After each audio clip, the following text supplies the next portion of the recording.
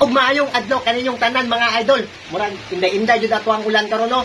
Pag ingon ani kayong ulan, expected na gyud nato nga whole day gyud gyud basta-basta mo undang kay inday-inday man ang ulan. Anyways, balik ta sa tong programang panawagan kay single ko. Duga na ba ka nga single? Unya gusto na ka makauyab.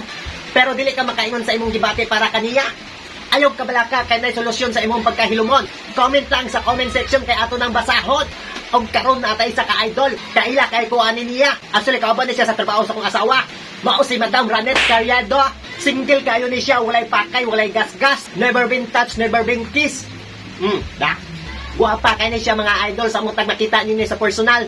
Mahulog yung ka sa kalalom siyahang dimple. Ug wala na kailain pangitaon pa saya aside sa stable yang trabaho. Vlogger pag yun ni siya. Ug i-follow ninyo siya mga idol ha. Ug mo na ni. Mo na ni ang qualification niya sa isa ka lalaki. Anak siya, ako putol pangitaay kog uyab ka na makabuhi og 5 ka anak. Take note ha, kanang makabuhi og 5 ka anak, dili na makabuhi og patay sa sobra ka hawd mo jamming. Ay, ako. Mula ingon ko saya ha, di pa jud ka anak imong gusto, ka-fighter ba?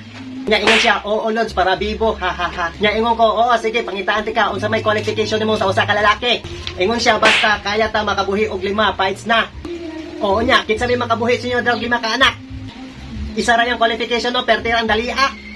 Basta makabuhi lang kag 5 ka anak, qualified na ka. So dili na siya magmatter kung gwapo ba ka o dili. Amang ba ka, bungkol ba ka, buta ba ka, basta kay makabuhi lang kag 5 ka anak, fights na daw. Sa iya ha. O kung sa pa inyong ginahulat mga idol, comment lang sa comment section kay ato nang basahon ninyong mga komento.